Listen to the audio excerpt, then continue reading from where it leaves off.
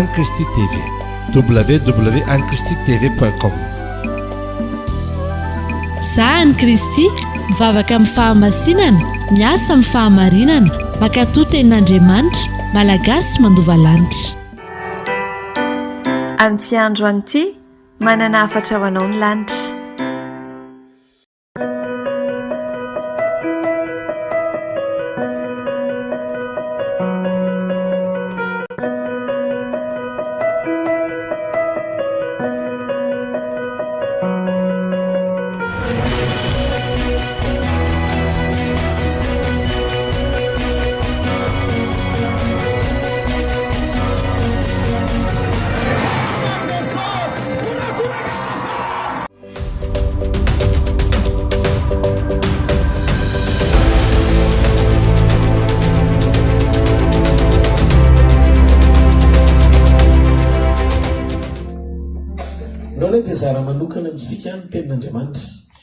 Aujourd'hui, j'aimerais vous partager la parole de Dieu.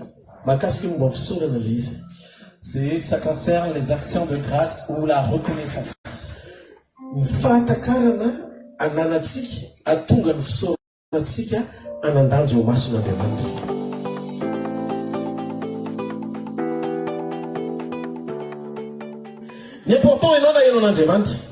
Le plus important d'abord, c'est que toi, tu as entendu Dieu.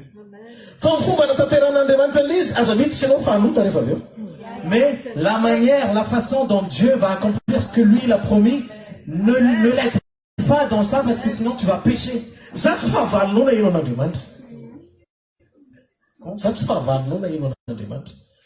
Je suis pas ton ennemi qui a entendu Dieu.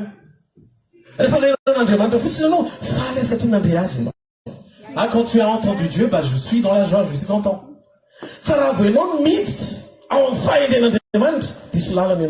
Mais quand toi, tu veux entrer dans la sagesse de Dieu, tu te trompes de chemin. Vous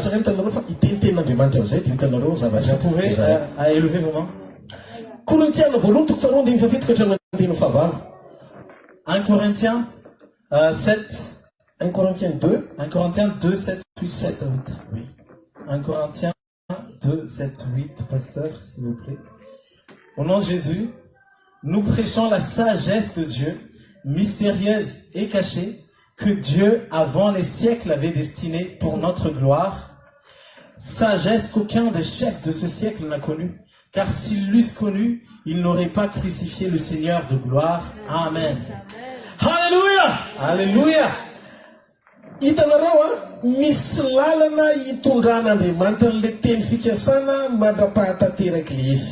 C'est-à-dire que il y a un chemin qui est déjà prévu par Dieu pour accomplir les promesses qu'il t'a dit. Et dans cette promesse, en fait, le diable aussi, il connaît cette promesse. Et toi aussi, à qui Dieu a dit la promesse, tu connais aussi cette promesse. Parce que Dieu l'a dit, par exemple, à travers des prophéties. C'est-à-dire que Dieu a vraiment un projet merveilleux pour toi, plein de bonnes choses. Et le diable sait que Dieu va le faire. Et voici ce qui se passe. Le diable ne sait jamais par quel chemin Dieu va te faire passer, par exemple.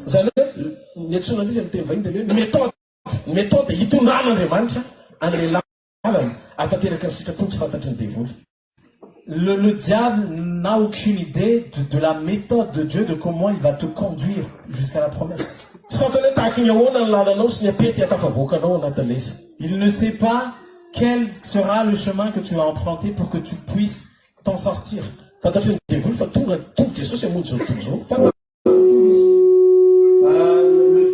Le diable sait que Jésus est venu pour sauver le monde.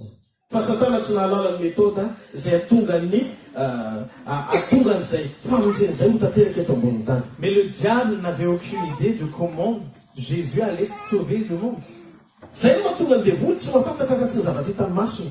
Voilà pourquoi le diable ne sait autre chose que ce qu'il voit. Et voilà pourquoi Jésus, quand il est venu, il a dit, moi je ne juge pas selon ce que je vois et selon ce que j'entends.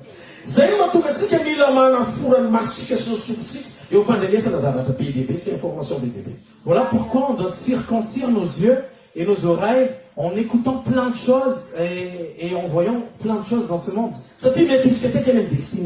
Parce que peut-être que ça va affecter ta destinée.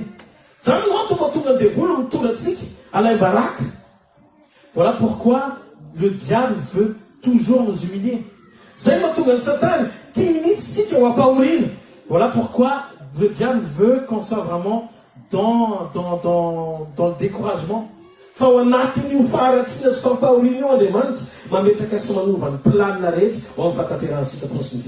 Mais c'est dans ce désespoir, c'est dans cette inquiétude, c'est dans ce désespoir, c'est dans cette tristesse que Dieu lui-même il vient pour accomplir ses promesses. Je vais vous donner un exemple, c'est l'histoire d'un homme dans la Bible, Joseph, il s'appelle. Il avait un rêve vraiment un très bon rêve en fait.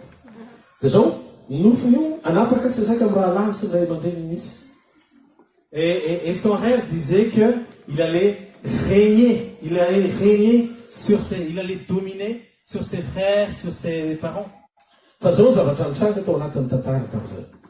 Et voilà ce qui s'est passé dans cette histoire.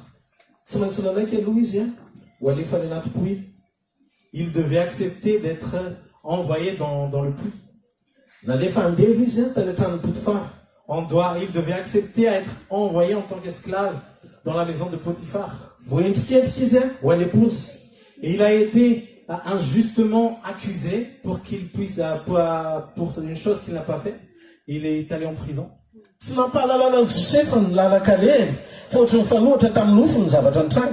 On lui a pas montré par quel chemin il va passer pour arriver à la promesse que Dieu lui a donnée. Mais en fait, tout ce qui s'est passé dans sa vie, c'était le contraire de ce qu'il arrivait. Mais voilà ce qui s'est passé, c'est qu'il est quand même arrivé à destination là où Dieu l'attendait.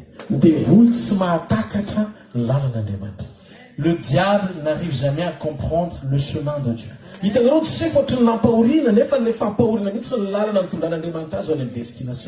Vous savez, Joseph, on l'a vraiment découragé, on l'a maltraité, mais c'est dans ce fait qu'il a été maltraité, dans ce découragement, qu'il a été élevé après et arrivé à destination.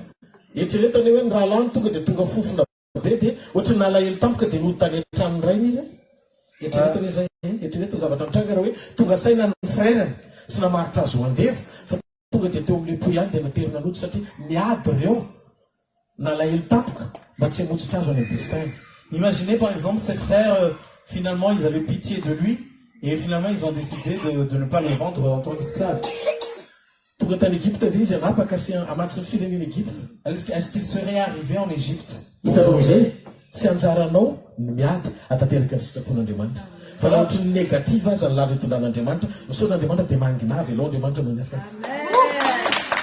Voilà pourquoi c'est pas ta part de faire des efforts pour accomplir les promesses de Dieu.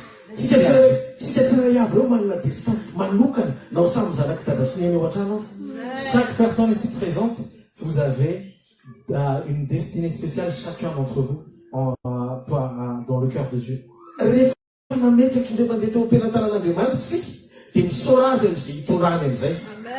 Quand on a déposé une fois les choses entre les mains de Dieu, maintenant on commence à être reconnaissant.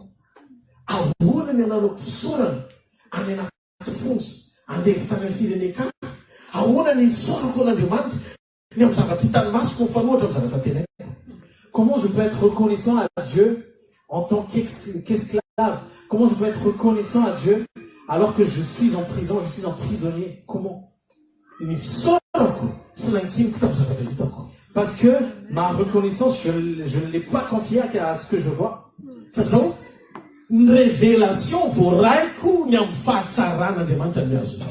Mais c'est la révélation de Dieu dans sa bonté, c'est ça qui me tient.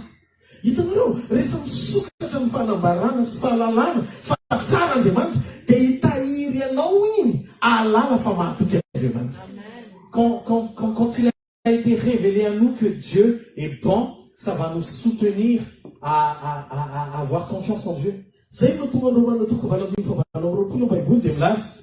Voilà pourquoi dans Romains 8, 28, la Bible dit, au nom de Jésus, que toute chose concourt au bien de ceux qui aiment Dieu. Nous avons des articles.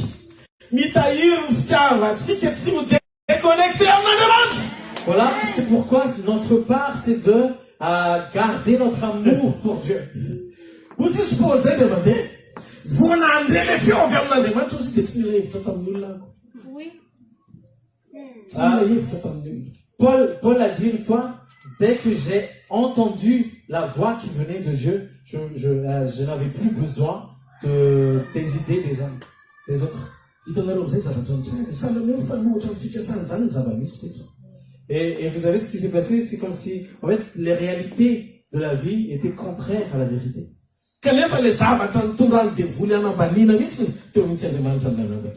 Alors que c'est vraiment là où le diable voulait l'abaisser, c'est là que Dieu l'a élevé.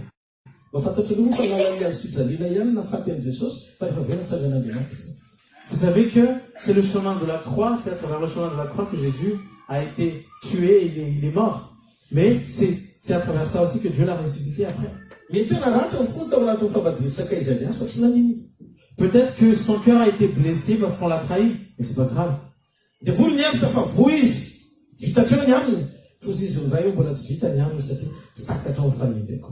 Mais le diable pensait que l'histoire de Jésus était finie, qu'il n'y avait plus rien à faire de lui. Mais Dieu a dit que c'en n'est pas encore fini pour Jésus.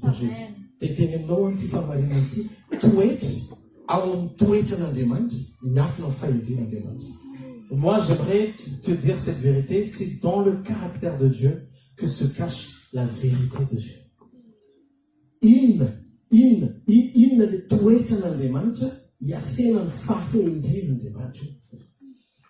Quel est ce caractère de Dieu, là où se cache la sagesse de Dieu?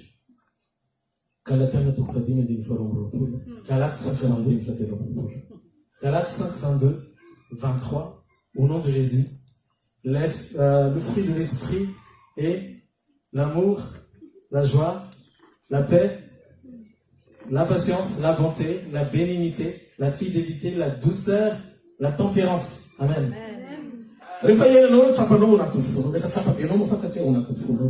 Toi-même, tu sens que ces choses sont en toi. Et juste vis ça. Vis selon ça.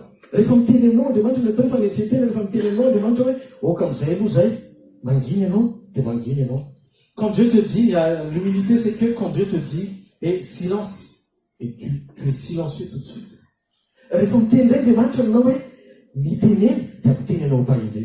Et quand Dieu te dit parle, il va te faire parler avec sagesse. C'est-à-dire que tu ne réagis jamais dans la chair.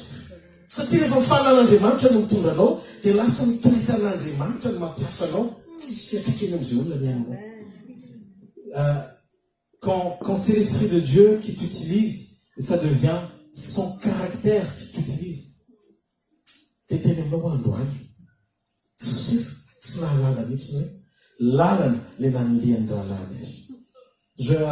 Joseph ne savait pas du tout que, en fait, le fait qu'il a été humilié, le fait qu'il a été ignoré par ses frères, a été le chemin de Dieu pour qu'il arrive dans sa destinée. Mais quand il a vu la destinée s'accomplir, voilà pourquoi c'est vraiment un homme qui a un bon cœur.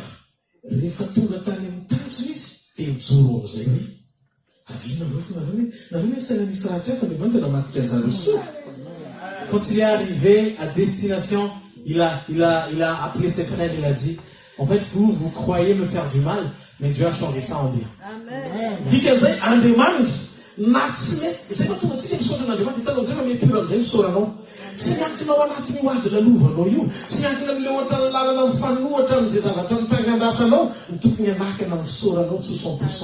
Amen. Et là, c'est la reconnaissance qui est agréable à Dieu. En fait, ta reconnaissance ne doit pas dépendre des réalités de ta vie, ne doit pas dépendre de comment tu vis en ce moment. Ta reconnaissance doit être pure devant Dieu.